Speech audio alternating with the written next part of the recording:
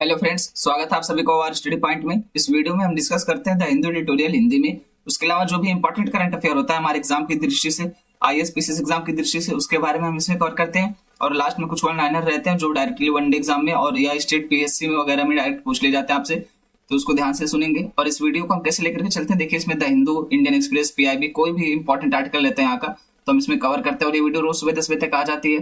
PDF के लिए आप टेलीग्राम ग्रुप से जुड़ सकते हैं, उसका नाम है OR स्टडी पॉइंट। उसके अलावा इसकी लिंक डिस्क्रिप्शन बॉक्स में आपको मिल जाएगी। आइए बिना किसी देरी के शुरू करते हैं आज का इंपॉर्टेंट डिस्कशन। पहला आर्टिकल है यूपीआई पेमेंट्स के बारे में। आप में से शायद कोई ऐसा होगा जो आज इसका यूज ना कर रहा हो, चाहे वो पेटीएम का यूज कर रहा होगा, फोन पे, गूगल पे, भीम यूपीआई या इस तरीके से कोई ना कोई ऐप का यूज जरूर कर रहा होगा। यानी किसी ना किसी तरीके से आप यूपीआई का यूज जरूर कर रहे हैं। शायद ही कोई ऐसा होगा आप में से जो ये लेक्चर सुन रहा है, या आपके घर में शायद ही कोई ऐसा होगा जो इस चीज से परिचित ना हो या यूपीआई का पेमेंट का यूज ना कर रहा हो। तो ये उसी के बारे में ये आर्टिकल है। यूपीआई के पेमेंट में जो अभी है वृद्धि हुई है, उसमें अभी अधिकता हुई है। तो ये क्यों हुआ है, कैसे हुआ है, यूपीआई के बारे में क्या है, तो हम इसके बारे में सारी जानकारी इस आर्टिकल में देखने वाले हैं। यहाँ पे यूपीआई ग्लोबल हो रहा है, यानी वैश्विक स्तर पर इसको अपनाया जा रहा है। अब यहाँ पे कौन कौन से देश अपना रहे हैं, यहाँ पे ये देखिए, ऐसा नहीं कि सिर्फ छोटे मोटे देश, नेपाल, भूटान जैसे देश ही अपना रहे हैं। आप यहाँ पे देख सकते हैं यूके, यूनाइटेड किंगडम, जिन्होंने हम पर 2 साल तक राज किया है, उनके यहाँ भी अब यूपीआई अपनाया जाने लगा। यानी देख रहे हैं ना, धीरे धीरे हम लोग अब बढ़ती प्रवृत्ति के साथ इनके ऊपर राज करने की कंडीशन में है। जैसे यहाँ पे अभी आप देखेंगे ब्रिटेन में कौन है, तो हमारे ऋषि सुनक साहब जो है, भारतीय मूल के, यहाँ पे बने हुए हैं प्रधानमंत्री, सर्वोच्च नेता बने हुए हैं। तो इसी तरीके से यहाँ पे आप देख रहे हैं यूपीआई यूके में हो गया। उसके अलावा यहाँ पे फ्रांस हो गया, यूएई हो गया, नेपाल हो गया, ओमान हो गया, सिंगापुर हो गया, भूटान हो गया, मलेशिया हो गया। ये सारे देश जो है यहाँ पे यूपीआई सिस्टम चलने लग गया है। और यूपीआई का इजाद करने वाला देश कौन सा, यूपीआई को आविष्कार करने वाला देश कौन है, तो हम खुद, यानी भारत। भारत ने ही इसका इजाद किया है, भारत ने इसका आविष्कार किया। और ये लगभग लगभग वैश्विक स्तर पर अपनाया जाने लगा। आप देख ही सकते हैं कि सिंगापुर हो गया, यहाँ पे फ्रांस जैसे विकसित कंट्री हो गई, यूके हो गया, यूएई, ओमान, यहाँ पे नेपाल, भूटान, उसके अलावा मलेशिया, सारे देश यहाँ पे धीरे धीरे यूपीआई को अपना रहे हैं। आप देख सकते हैं कि यूपीआई कितना आसान है। आपको क्या करना ही क्या है, पेमेंट आपको डालना है कि कितना भेजना है आपको। उसके अलावा आपको अपना सिर्फ 4 या 6 अंक का पासवर्ड डालना है, आपका पेमेंट हो जाएगा। यहाँ तक कि आपको बैंक जाने की या किसी से बात करने की, किसी को कुछ कहने की जरूरत नहीं है। आपने सिर्फ अपना मोबाइल निकाला, उसमें से ऐप ओपन किया, उसमें पेमेंट डाली, आपको कितना भेजना है, किसको भेजना है, आपने इसको सिलेक्ट किया। उसके बाद आपने 4-6 अंकों का पासवर्ड डाला अपना, तुरंत उसका पेमेंट शुरू। पेमेंट और तुरंत के तुरंत, यानी रियल टाइम भुगतान जिसको बोलते हैं, तुरंत आपका पेमेंट हो जाता है। ये भी नहीं है कि चलिए आपने अभी पेमेंट किया तो 2 घंटे बाद उसको रिसीव होगा, आपने किया तुरंत अगले ही सेकंड उसको रिसीव भी हो जा रहा है, आपके सामने मैसेज भी आ जा रहा है। आप दुकान पे देखेंगे ना, वो होता है ना, रखा रहता है, सब साउंड बोलते हैं, पेटीएम पे 2000 रुपए प्राप्त, तो इस तरीके वाला। तो वहाँ पे आप तुरंत पेमेंट करते हैं, तुरंत उसके नोटिफिकेशन भी आते हैं, तुरंत उसको अपडेट भी कर दिया जाता है। यहाँ पे आप यही सारी चीजें बताई जा रही हैं, आप देख सकते हैं। अब यहाँ पे हम देखते हैं यूपीआई पर सीमाएं क्यों लगाई गई, यानी यूपीआई लेन देन जो है उस पर अधिकतम और न्यूनतम सीमा क्या है, कितनी है, क्यों लगाई गई है इसको। तो एनपीसीआई द्वारा, एनपीसीआई क्या है, तो national payment corporation of India, यानी राष्ट्रीय भुगतान निगम। तो यहाँ पे एनपीसीआई की बात की जा रही है। एनपीसीआई ने सीमा लगाई, क्या लगाई, तो वर्तमान में 20 लेन देन तक या एक दिन में 1 लाख रुपए, या तो एक बार में या पूरे दिन में। यानी यहाँ पे क्या कहा जा रहा है, आप 24 घंटे के अंदर, यानी एक दिन में मैक्सिमम कितना लेन देन कर सकते हैं, तो 20 लेन देन, यानी मैक्सिमम आप 20 बार यूपीआई का यूज कर सकते हैं। ये किसने लगाया, एनपीसीआई ने लगाया है। दूसरा इंपॉर्टेंट पॉइंट क्या कह रहा है कि 1 लाख रुपए, अब वो चाहे आप एक बार में इसका पेमेंट कर दें, यानी एक दिन में मैक्सिमम आप 1 लाख रुपए भेज सकते हैं। अब उसका पेमेंट चाहे आप 24 घंटे में, यानी 10-10 हजार कर करके 10 बार में भेजें, या 5 हजार कर करके इस तरीके से भेजें, या आप एक बार में ही 1 लाख भेज दें, लेकिन इससे कोई फर्क नहीं पड़ता। मैक्सिमम आप एक दिन में 1 लाख ही भेज सकते हैं। यहाँ पे ये बताया जा रहा है, एनपीसीआई ने सीमा लगाई हुई है। लेन देन की कुछ विशिष्ट श्रेणियों के लिए 2 लाख की उच्च सीमा रखी गई, यानी कुछ ऐसी कैटेगरीज हैं, कुछ ऐसी कैटेगरी है जहाँ पे कितना सीमा रखी गई, तो 2 लाख रखी गई। अब जैसे आप वहाँ पे देख पा रहे हो कि बिजनेस हो गया, उसके अलावा और कोई इंपॉर्टेंट मुद्दा होगा तो वहाँ पे 2 लाख तक की सीमा लगा दी गई, यानी वहाँ पे आप मैक्सिमम 2 लाख बेच सकते हैं। जबकि सामान्यतः हमारे जैसे जो घर के लोग हैं, यानी हम जैसे जो सामान्य ग्राहक हैं, उसके लिए कितनी सीमा है, तो उसके लिए सीमा है 1 लाख रुपए प्रतिदिन अधिकतम। अब यहाँ पे बैंक के ऐप्स द्वारा क्या सीमा लगाई गई, तो पंजाब नेशनल बैंक यानी पीएनबी और बैंक ऑफ बड़ौदा की निचली सीमा, यानी मिनिमम कितना है, तो मिनिमम आपको 25,000 भेजना है। जबकि पीएनबी की दैनिक सीमा कितना है, तो 50,000 है, यानी आप या तो 25,000 ये न्यूनतम सीमा है इसकी। उसके अलावा डे बाय डे की सीमा कितनी है, 24 घंटे में आप अधिकतम कितना भेज सकते हैं, तो 50,000 भेज सकते हैं। किसने सीमा लगाई, बैंक ने लगाई। कौन सा बैंक, तो पीएनबी बैंक की सीमा ये, यानी इनकी ये पर्सनल सीमा है, इसमें सरकार का कंट्रोल नहीं है, यानी इसमें सरकार का कोई हस्तक्षेप नहीं है, बैंक ने खुद से तय किया है। यदि वे एक ही दिन में 10 से अधिक बार पैसा भेजने का प्रयास करते हैं तो गूगल पे उपयोगकर्ताओं को दैनिक सीमा के उल्लंघन का सामना करना पड़ता है। यानी मैक्सिमम कितना बार, तो 10 बार भेज सकते हैं, या अगर उससे अधिक करेंगे तो क्या होगा, तो वहाँ पे पेमेंट नहीं होगा आपको। और यहाँ पे बताया कि आपने सीमा ओवर रीच कर दी है, यानी जितनी आपकी सीमा थी उसके पार हो चुका है, अब आपको यहाँ पे नहीं भेजा जा सकता। यहाँ पे बताया कि सीमाओं का महत्व क्या है, ये जो सीमा लगाई गई उसका महत्व क्या है। तो लिमिट यूपीआई के सुरक्षा ढांचे को बनाए रखने में मदद करती है और इसकी निर्बाध कार्य प्रणाली सुनिश्चित करती है, संभावित धोखाधड़ी और जोखिम को रोकने में सहायता करती है। यानी यहाँ पे आप बताया जा रहा है कि जो लिमिट लगाई गई वो किस लिए लगाई गई, तो यहाँ पे इनकी सुरक्षा के लिए लगाई गई। और फिर देखिए यहाँ पे इसका मिसयूज ना हो सके, बहुत ज्यादा यूज होता है, तो यहाँ पे इसका यूज बहुत ज्यादा ना हो सके इसलिए किया जा रहा है। अब जैसे एक केस मुझे याद है कि बैंक में गया था, वहाँ पे पासबुक प्रिंट कराना था, अपडेट कराना था, तो वहाँ पे वो बोल रहे कि हम ये पासबुक प्रिंट नहीं करेंगे। क्यों? क्योंकि कह रहे हैं, सीधा सा रीजन बता रहे कि यूपीआई से अपने बहुत ज्यादा लेन देन की है, तो यहाँ पे हम कब तक प्रिंट करेंगे इसको, हम इसको प्रिंट नहीं करेंगे। सीधा बोल रहा है बंदा कि यूपीआई से बहुत ज्यादा लेन देन हुई है, तो आप इसका पेमेंट हम इसको प्रिंट नहीं करेंगे। अब सोच के देखिए, एक तरफ सरकार यूपीआई पेमेंट को बढ़ावा दे रही है, वही सरकार हमारी डिजिटल करेंसी को बढ़ावा दे रही है, डिजिटल लेन देन को बढ़ावा दे रही है, और वहीं पे उसी सरकार के कर्मचारी, वही बैंक वाले ये बोल रहे हैं कि हम आपका पासबुक प्रिंट नहीं करेंगे। क्यों? क्योंकि आपने यूपीआई से बहुत अधिक लेन देन दी है। तो फिर यहाँ पे सरकार किस लिए बढ़ावा दे रही है भाई? डिजिटल भुगतान को। फिर हम डिजिटल भुगतान क्यों करेंगे? जब बैंक में हमें कठिनाइयों का सामना करना पड़ेगा कि हमें लेटेस्ट स्टेटमेंट दिखाना पड़ेगा अपने पासबुक का, तो हम कैसे शो कराएंगे? फिर हमारे लिए दिक्कतें हो जाएंगी। तो यहाँ पे ये भी एक समस्या है। यहाँ पे यूपीआई के बारे में जान लेते हैं। यूपीआई क्या है, तो इसका पूरा नाम क्या है? Unified payment interface. यूपीआई का पूरा नाम क्या है? Unified payment interface. भारत की, किसकी? भारत की मोबाइल आधारित तेज भुगतान प्रणाली है, जो ग्राहकों द्वारा बनाए गए virtual payment address, VPA. Virtual का मतलब क्या होता है? जो वास्तव में नहीं होता है, आभासी होता है, जो प्रतीत हो, यानी इसका अस्तित्व वास्तव में नहीं है, बस ये प्रतीत होता है। वर्चुअल पेमेंट एड्रेस से आप एक तरीके से कह सकते हो जो ऑनलाइन होता है, जैसे ऑनलाइन मीटिंग होती है तो उसको क्या कहा जाता है? वर्चुअल मीटिंग कहा जाता है। जब पर्सन टू पर्सन, जब सामने से मिलते हैं तब उसको वर्चुअल नहीं कहा जाएगा, जब ऑनलाइन मीटिंग करते हैं तो उसको कहा जाता है वर्चुअल। वर्चुअल पेमेंट एड्रेस का उपयोग करके 24 घंटे तुरंत भुगतान करने की सुविधा देती है। यह प्रेषक द्वारा बैंक खाता विवरण साझा करने के जोखिम को समाप्त करता है, यानी आपको बैंक अकाउंट डिटेल्स नहीं देने। यानी आप देख सकते हैं कि अगर ए नाम का एक पर्सन है, बी नाम का एक पर्सन है, दोनों की यूपीआई आईडी है, तो आपको बैंक डिटेल्स देने की कोई जरूरत ही नहीं है। आप यूपीआई आईडी दीजिए, यहाँ से सीधा पेमेंट कर देगा। आप अपना फोन नंबर दीजिए, यहाँ पे सीधा आपको पेमेंट हो जाएगा। आपको यहाँ पे बैंक अकाउंट का नंबर, उसके अलावा आईएफएससी कोड, उसके अलावा आपका बैंक पे नाम क्या है, ये सारी चीजें देने की जरूरत नहीं। ब्रांच के आपकी सारी चीजें बताने की जरूरत नहीं है।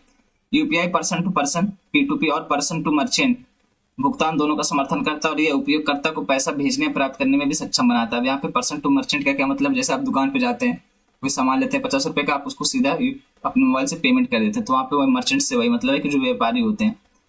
यानी एक तो हम हो गए डायरेक्ट, सिर्फ हम जैसे लोग यानी जो घरेलू उपयोग के लिए करते हैं, अपने उपयोग के लिए करते हैं यूपीआई का पेमेंट, वो हो गया। दूसरा कौन हो गया? तो यहाँ पे जो व्यापारिक उपयोग के लिए करते हैं, तो यहाँ पे दोनों के लिए यूपीआई काम करता है, और फिर ये 24 घंटे काम करता है, यानी आप कभी भी इसका पेमेंट कर सकते हो। 24/7 अवेलेबल है ये।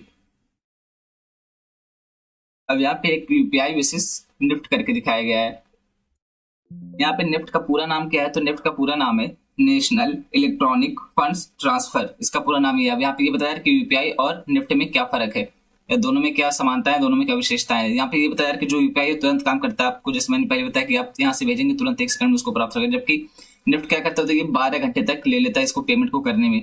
दूसरा इंपॉर्टेंट पॉइंट क्या बता रहा है कि यहाँ पे बताया है transaction can be initiated from any bank UPI app. यानी यहाँ पे आप किसी भी बैंक से जुड़े हुए हो, अगर आपने यूपीआई आईडी बनाई है तो आप यहाँ पे लेन देन कर सकते हैं। जबकि यहाँ पे क्या है, निफ्ट में क्या है, तो यहाँ पे आपको उसी बैंक से जुड़ा होना पड़ेगा, यानी 2 लोग अगर हैं तो दोनों लोग को उसी बैंक से जुड़ा होना पड़ेगा, तभी ये काम करेगा। तीसरा पॉइंट क्या है?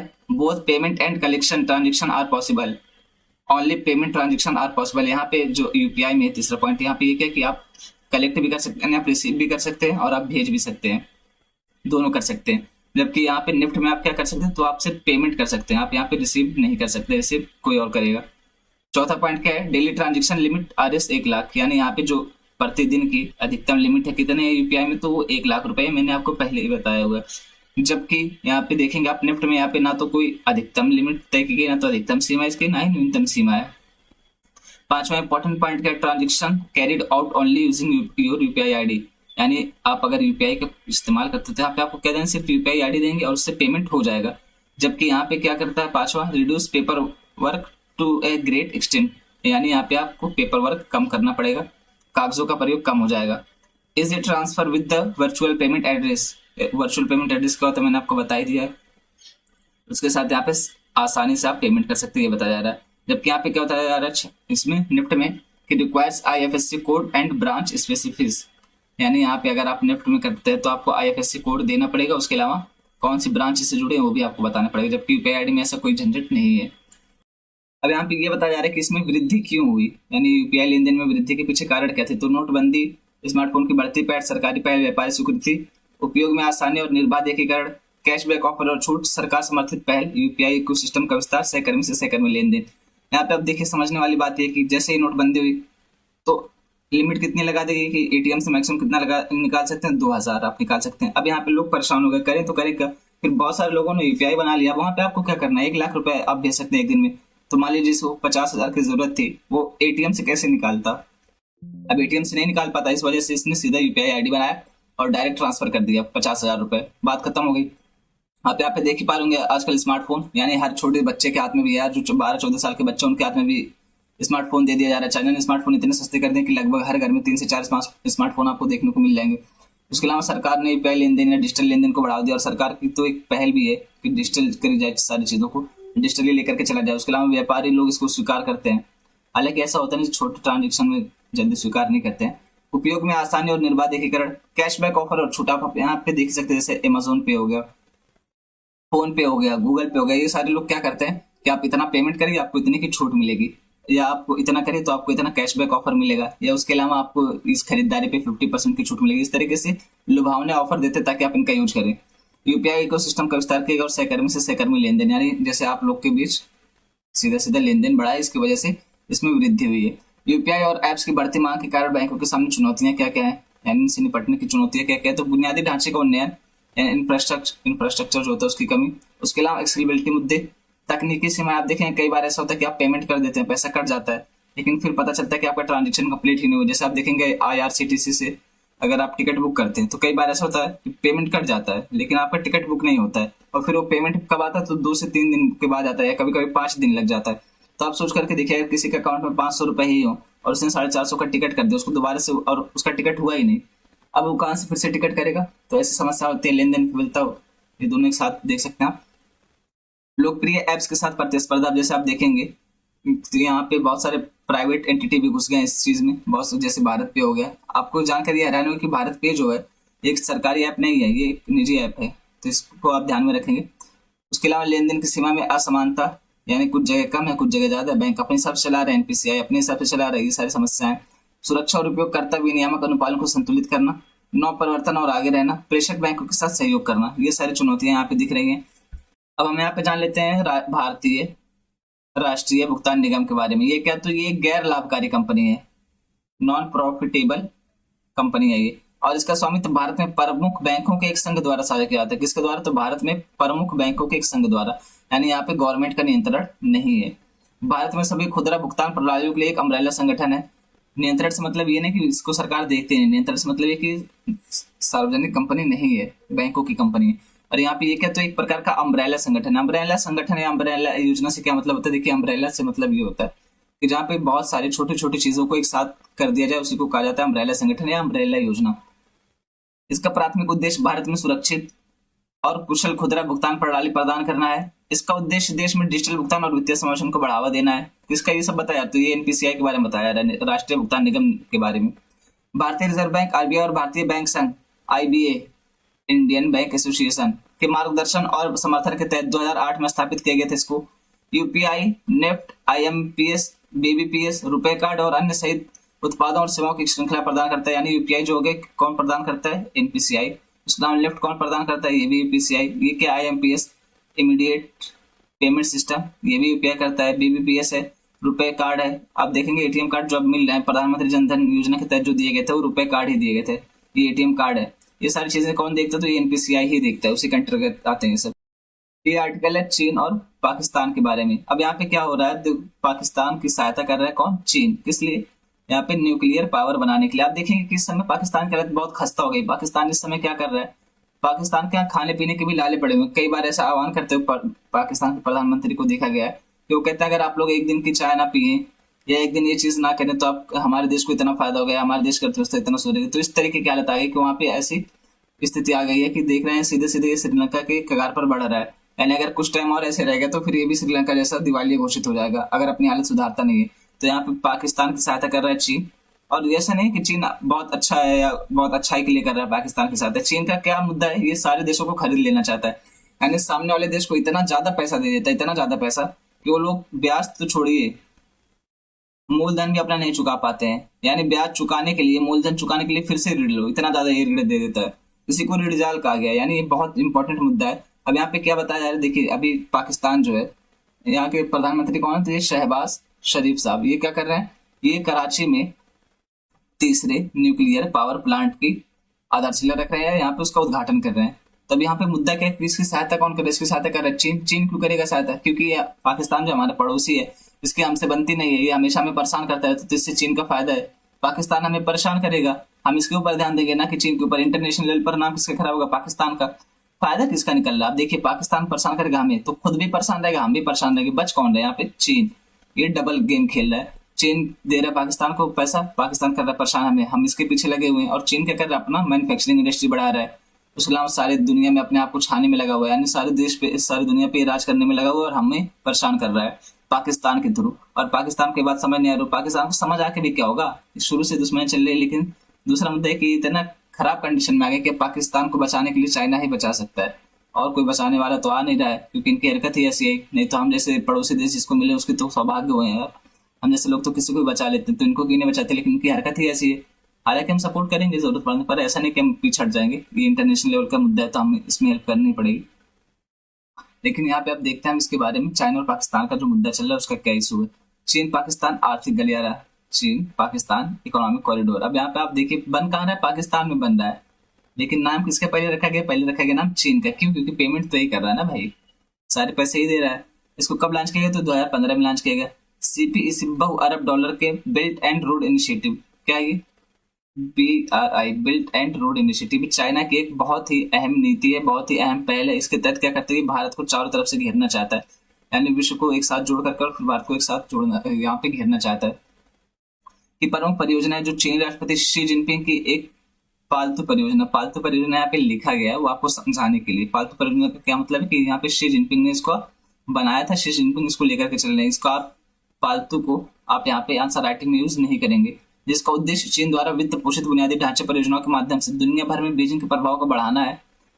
3000 किलोमीटर लंबे चीन पाकिस्तान आर्थिक गलियारे में राजमार्ग, रेलवे और पाइपलाइन शामिल है। यानी कितना लंबा, तो 3000 किलोमीटर लंबा है। क्या क्या इसमें शामिल है, तो राजमार्ग यानी हाईवे, नेशनल हाईवे, उसके अलावा रेलवे, उसके अलावा पाइपलाइन, ये सारी चीजें इसमें शामिल है। CPEC का उद्देश्य क्या है, तो अंततः दक्षिण पश्चिमी पाकिस्तान के ग्वादर शहर को राजमार्गों और रेलवे के विशाल नेटवर्क के माध्यम से चीन के उत्तर पश्चिमी झिंजियांग से जोड़ना। झिंजियांग वाले प्रांत में कौन रहते हैं, जानते हैं आप, यहाँ पे उइगर मुसलमान रहते हैं, एक मुस्लिम कम्युनिटी है। वो होता है क्या, यहाँ पे इसके ऊपर चीन इतना ज्यादा अत्याचार कर रहा है उइगरों के ऊपर। यहाँ पे क्या कहता है कि हम इसको ले जा रहे हैं एजुकेट करने, और फिर ले जाकर उनको मौत के घाट उतार देता है। जिनको एजुकेट करने ले गया चीन यहाँ से झिंजियांग वाले प्रांत से उइगर मुसलमानों को, आज तक उनका आता पता ही नहीं चला है। तब पाकिस्तान को मिर्च नहीं लगती, तब पाकिस्तान चाइना के खिलाफ नहीं बोलता। अगर अभी हमारे देश में कोई मुद्दा हो जाए, तब देखिए हमारे देश में अगर कोई मुस्लिम को गाली भी देता है, पाकिस्तान झंडू उठा देता है कि यहाँ पे ये हो रहा है, वो हो रहा है, ऐसा हो रहा है, वैसा हो रहा है। वैसे ही तुर्की भी करता है।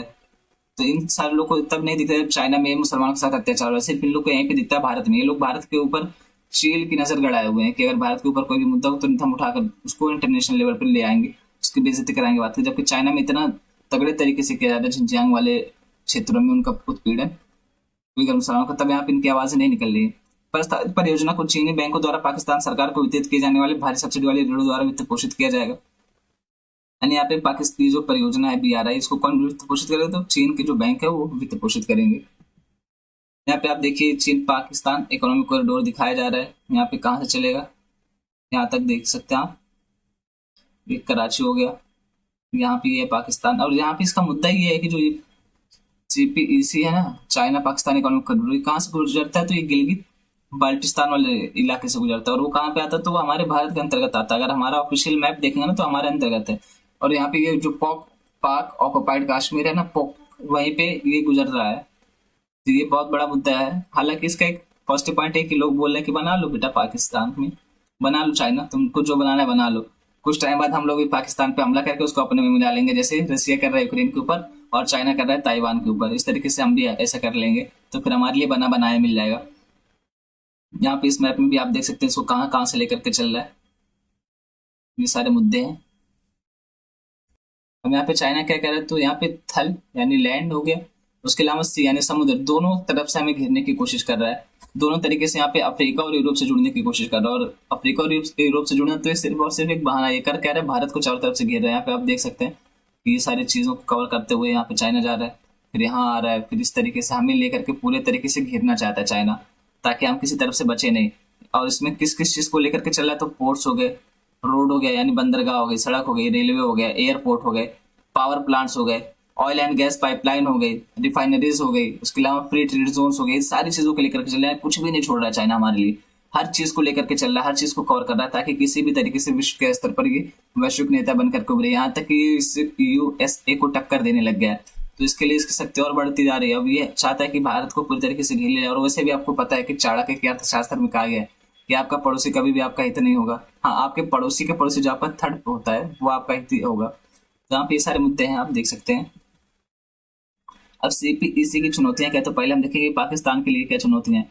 क्षेत्रीय असंतुलन, क्षेत्रीय असंतुलन से क्या मतलब है, मान लीजिए यहाँ पे आप कराची वाले इलाके में इन्होंने पावर प्लांट लगा दिया, तो कराची वाले में लगा तो इस्लामाबाद कहाँ गया, यहाँ पे तो नहीं होगा भाई। फिर यहाँ पे लगा रहे, यहाँ पे डेवलपमेंट होगा, यहाँ पे रोजगार बढ़ेगा, यहाँ पे क्या रहेगा, यहाँ पे कुछ नहीं, नीले बटे सन्नाटा रहेगा, तो ये क्षेत्रीय संतुलन उत्पन्न हो जाएगा। उसके अलावा ऋण जाल का मुद्दा, ऋण जाल का मुद्दा मैंने आपको समझाया कि जैसे चाइना क्या करता है, सामने वाले देश को इतना ज्यादा कर्ज दे दो कि वो कर्ज चुकाने के लिए फिर से कर्ज ले, यही है ऋण जाल। आईएमएफ के अनुसार 2021 में चीन पाकिस्तान के कुल विदेशी ऋण का 70.4%, यानी यहाँ पे क्या होता है, पाकिस्तान के कुल विदेशी ऋण जितना उसमें से 27.5% लगभग कौन दे रहा है, तो ये चीन दे रहा है। पर्यावरणीय प्रभाव, अब यहाँ पे जब इसको बना रहे हैं सीपीईसी को, तो क्या हो रहा है, यहाँ पे वनों की कटाई हो रही है, पौधों को दरकिनार किया जा रहा है, पर्यावरण को दरकिनार करते हुए सिर्फ और सिर्फ इसके विकास पर ध्यान दिया जा रहा है, क्योंकि यहाँ पे वन बिल्ड वन रोड और यहाँ पे बेल्ट एंड रोड इनिशिएटिव जो कार्यक्रम है, ये चीन की बहुत महत्वाकांक्षी परियोजना है। इसके लिए चीन कुछ भी करने को तैयार, तो यहाँ पे नुकसान जो रहा है वो पाकिस्तान में हो रहा है। सामाजिक प्रभाव, परियोजनाओं ने स्थानीय समुदायों को विस्थापन और उनकी पारंपरिक आजीविका के नुकसान के बारे में चिंताओं को दिया। आप देखेंगे कभी भी कोई भी पावर प्लांट बनेगा या कोई भी नई परियोजना आएगी, नदियों को जोड़ा जाएगा, नहरें बनेंगी, तो क्या होता है, वहाँ पे जो स्थानीय लोग होते हैं उनको विस्थापित करना पड़ता है, यानी उनको वहां से हटाना पड़ता है। उसको हटा तो दिया जाएगा, हटाया कहाँ से है, पाकिस्तान से। अब चीन कह रहे उसका पैसा हम थोड़ी ना देंगे, हटाओ तुम जानो। और फिर इस तरीके से क्या होगा, जो असंतोष जन्मेगा वो कहाँ पे जन्मेगा, पाकिस्तान में जन्मेगा। चीन तो इससे सेफ बच जाएगा, चीन के लिए कोई मुद्दा ही नहीं है, वो बस अपना काम देख रहा है, अपना काम निकाल रहा है पैसा दे करके। संप्रभुता संबंधी चिंता है, देश की संप्रभुता और स्वतंत्रता से समझौता करने की परियोजना है। अब यहाँ पे आप कर ही कह रहे हैं, पैसा लेकर के अपने देश को एक तरीके से बेच ही तो रहे हैं, आप अपने मन से फैसले नहीं ले पा रहे हैं। आपके लोग जो विस्थापित हो रहे हैं आप उनके लिए कुछ नहीं कर पा रहे हैं, आपके यहाँ जो पर्यावरण खराब हो रहा है आप उसके लिए कुछ नहीं कर पा रहे, तो फिर कर क्या रहे हैं आप, फिर इस एक तरीके से आप अपनी संप्रभुता बेच दिए, जो चाइना कह रहा है आप वही कर रहे हैं। चीन के लिए क्या क्या समस्या है, तो सुरक्षा चिंता, यानी चीनी कामगार यानी जो चीनी लोग जा रहे हैं वहाँ पे। अच्छा देखिए यहाँ पे एक इंपॉर्टेंट पॉइंट ये है कि चीन चाहे जहाँ काम कराए, चाहे अफ्रीका हो गया, चाहे पाकिस्तान हो गया, चाहे कहीं भी काम कराएगा, तो वहाँ पे स्थानीय लोग को रोजगार नहीं देगा।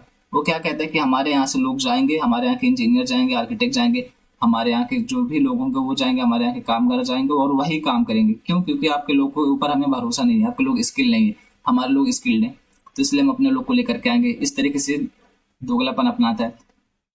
राजनीतिक विरोध, कुछ राजनीतिक दलों का विरोध भी हो रहा है चाइना की इस पहल का, लेकिन चाइना के ऊपर कहाँ फर्क पड़ने वाला है। भारत के लिए क्या क्या चिंता है, तो भारत की संप्रभुता, क्यों? क्योंकि गिलगित बाल्टिस्तान वाला जो इलाका है वो पाकिस्तान के कब्जे वाले कश्मीर से होकर के गुजरता है, तो वहां से ये पाइपलाइन गुजरती है, वहां से आर्थिक गलियारा गुजरता है सीपीईसी, और ये हमारा इलाका माना जाता है। ऑफिशियल मैप देखेंगे भारत का तो हमारा इलाका है, अब वहां से ये गुजरता है, तो ये हमारे लिए समस्या बन गया है। समुद्र के रास्ते व्यापार पर चीनी नियंत्रण, ये चीन क्या कर रहा है कि इंडो पैसिफिक जो रीजन है उसमें अपनी उपस्थिति दर्ज कराने के लिए कई सारी नीतियां खेल रहा है, कई सारे चाल चल रहा है। यहाँ पे कहता है जो ईस्ट चाइना सी है वो सिर्फ मेरा है, क्यों? क्योंकि यहाँ पे चाइना के नाम पर रखा गया, तो इस तरीके से जो इंडियन ओशियन है वो तो हमारा हो गया पूरी तरीके से, क्योंकि वो हमारे नाम पर रखा गया इंडियन ओशियन। चीन की दोगला नीति है। एक बार सीपीईसी को पूरी तरह कार्यात्मक हो जाने के बाद चीन अधिकांश उत्तरी और लैटिन अमेरिकी उद्यमियों के लिए छोटे और अधिक किफायती व्यापार मार्ग की पेशकश करने की स्थिति में होगा।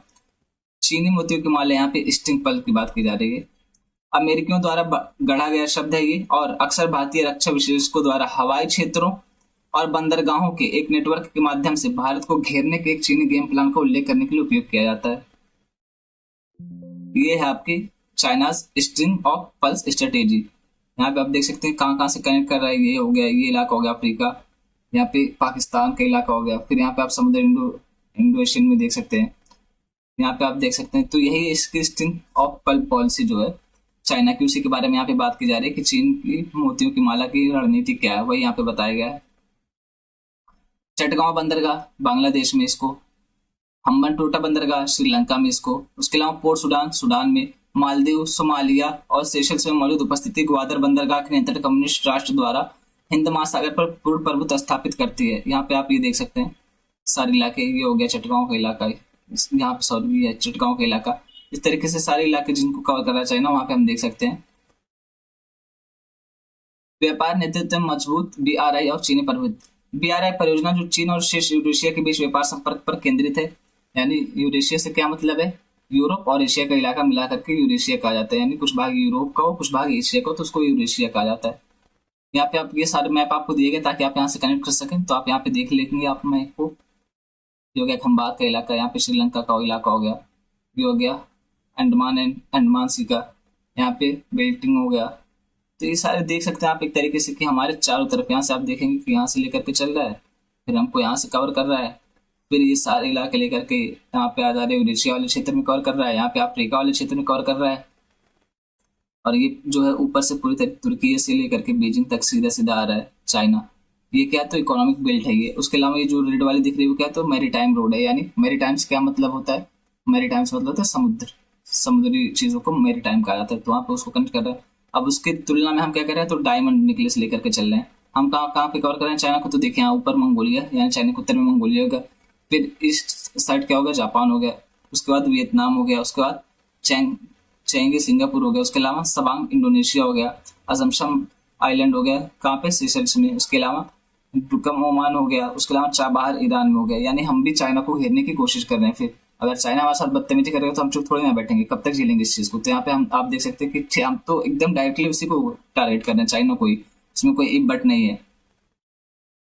नेक्स्ट इंपॉर्टेंट आर्टिकल है कि माइकल रोजन, उनको क्या दिया गया, तो पेन पिंटर प्राइज दिया गया है। इसके बारे में हम देख लेते हैं पेन पिंटर प्राइज क्या है। तो 2023 के लिए इनको क्या किसको दिया गया है, तो माइकल रोजन को। इसकी स्थापना कब हुई थी, 2009 में हुई थी। नोबेल पुरस्कार विजेता नाटककार हेरोल्ड पिंटर की, किसकी, तो हेरोल्ड पिंटर के नाम पे की गई थी इसकी स्थापना, उन्हीं की स्मृति में की गई थी और उन्हीं इसलिए इसका नाम पिंटर प्राइज रखा गया है। 2009 में की गई थी। विजेता को किसमें, तो अंग्रेजी में। ये शर्त है कि आपको अंग्रेजी में लिखा होना चाहिए। और किस लिए लिखा होना चाहिए, तो साहित्यिक योग्यता वाले नाटकों, कविता, निबंध या कथा साहित्य लेखक होना चाहिए।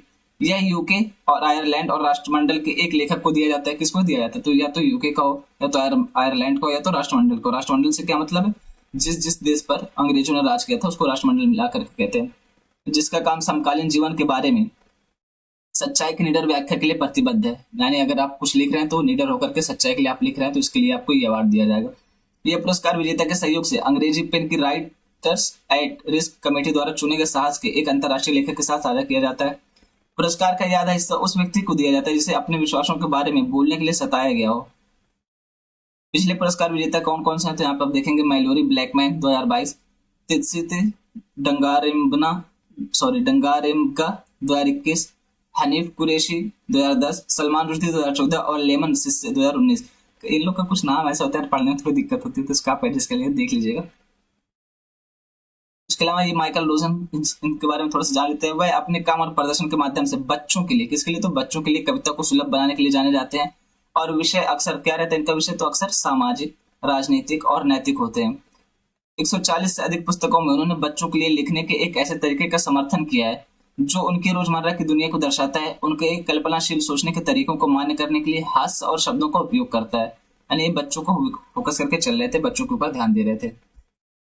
ये आर्टिकल है वेक्टर से होने वाले रोगों के बारे में। अभी क्या हुआ, तो हेल्थ मिनिस्ट्री जो है हमारी, उसने क्या कहा कि जो जैसे जैसे मानसून आएगा वैसे वैसे बीमारियां बढ़ती जाएंगी, तो आप सभी को सावधान रहना है, हमको सावधान रहना है, ताकि हम अपने पढ़ाई अच्छे से लेकर के चल सके, अपने पढ़ाई पे ध्यान दे सके। अगर हेल्थ ठीक रहेगी तभी पढ़ाई पे ध्यान दे सकेगा, अन्यथा पढ़ाई पे भी ध्यान नहीं दिया जा सके। तो वेक्टर जनित रोग के बारे में जान लेते हैं। हाल ही में केंद्रीय स्वास्थ्य मंत्री ने मानसून के मौसम से पहले वेक्टर जनित बीमारियों को रोकने और नियंत्रित करने में राज्य की तत्परता का वस्तुतः मूल्यांकन किया। सक्रिय उपायों और रोग के बोझ को कम करने के लिए स्वास्थ्य आवश्यकताओं की प्रत्याशा के महत्व पर जोर दिया।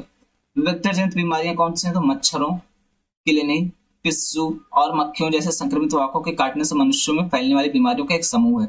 इनमें कौन कौन आता है, तो मलेरिया, डेंगू बुखार, चिकनगुनिया, जापानी एंसेफेलाइटिस, उसके अलावा लिम्फेटिक फाइलेरिया और कालाजार शामिल हैं।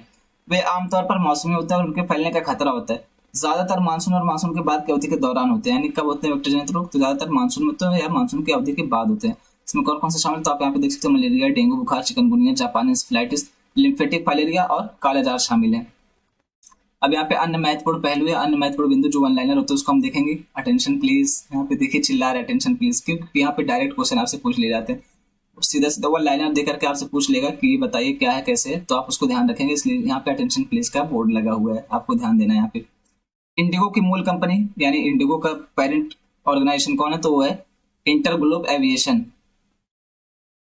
1 लाख करोड़ रुपए के बाजार पूंजीकरण को पार करने वाली भारत की पहली एयरलाइन बन गई। यानी एयरलाइन के क्षेत्र में इंडिगो पहली ऐसी कंपनी बन गई है जो 1 लाख करोड़ रुपए के बाजार पूंजीकरण को पार कर गई है। इस तरीके के स्टेटमेंट आपको अक्सर मिल जाएंगे वनडे एग्जाम में या स्टेट पीएससी में। दुनिया की शीर्ष 10 सूचीबद्ध एयरलाइनों में बाजार पूंजीकरण के मामले में इंडिगो कौन सा स्थान पर है? तो 10वें स्थान पर। यानी अगर आप भारत के स्थान पर देखें तो पहली है, जबकि दुनिया के स्थान पर कौन से है? तो 10वें नंबर पर है। उत्तराखंड के मुख्यमंत्री कौन है? पुष्कर धामी सिंह। ये क्या कह रहे हैं? तो 1975 में आपातकाल के खिलाफ लड़ने वाले उत्तराखंड के लोगों को सम्मानित किया। क्या कहा इन्होंने कि सीएम ने घोषणा की कि लोकतंत्र सेनानी के आश्रितों को पेंशन फंड दिया जाएगा और लोकतंत्र सेनानी का मानदेय 16,000 से बढ़ाकर कितना करेंगे? तो 20,000 करेंगे। यानी उनके सम्मान में उनकी सैलरी बढ़ाया जाएगा और उनको फंड भी दिया जाएगा, पेंशन दी जाएगी। दिल्ली एलजी का लेफ्टिनेंट गवर्नर उपराज्यपाल कौन है? वीके सक्सेना। वीके सक्सेना का नाम है विनय कुमार सक्सेना ने लक्षित सार्वजनिक वितरण प्रणाली TPDS target public distribution system और उचित मूल्य की दुकानों एफपीएस से संबंधित शिकायतों के समाधान के लिए दिल्ली शिकायत निवारण नियम 2017, क्या इसका पूरा नाम इस अधिनियम को? दिल्ली शिकायत निवारण नियम 2017 इस अधिनियम का नाम है, के मसौदे को मंजूरी दे दी है। उसके अलावा माइक्रोन टेक्नोलॉजी ने अहमदाबाद के पास साणंद में सेमीकंडक्टर इकाई स्थापित करने के लिए गुजरात सरकार के साथ एक समझौता ज्ञापन पर हस्ताक्षर किया है। कहाँ पे? तो अहमदाबाद में, यानी गुजरात में। कौन किया है? माइक्रोन कंपनी ने किया है। इसको आप याद रखेंगे, इस तरीके के स्टेटमेंट आपसे डायरेक्ट पूछे जाते हैं। 101 वर्षीय सिख सैनिक राजेंद्र सिंह भट्ट को, ये कौन है? जो सिख सैनिक है, को द्वितीय विश्व युद्ध में उनकी सेवा के लिए पॉइंट ऑफ लाइट पुरस्कार से सम्मानित किया गया। कहाँ का? तो ये यूके का है। ये अवार्ड कहाँ का? यूके का। इसको आप याद रखेंगे। कौन सा अवार्ड है? पॉइंट ऑफ लाइट अवार्ड है। किसको दिया गया है? तो यहाँ पर राजेंद्र सिंह भट्ट को दिया गया है। किसके लिए दिया गया? तो सेकेंड वर्ल्ड वॉर में इनके अद्वितीय योगदान के लिए दिया गया। रजत वर्मा को डीबीएस बैंक इंडिया में एमडी और संस्थागत बैंकिंग के रूप में नियुक्त किया गया। किसमें? तो डीबीएस बैंक इंडिया में। एमडी कौन बने हैं? तो रजत वर्मा बने। भारतीय पुरुष राष्ट्रीय फुटबॉल टीम फीफा की नवीनतम विश्व रैंकिंग में कौन सा स्थान पर आ गई? 100वें स्थान पर आ गई है। ये सारे आज के इंपॉर्टेंट आर्टिकल थे। यहीं तक रखते हैं आज का लेक्चर। बोलने में जो गलती है उसके लिए सॉरी, और आपके सपोर्ट के लिए थैंक यू।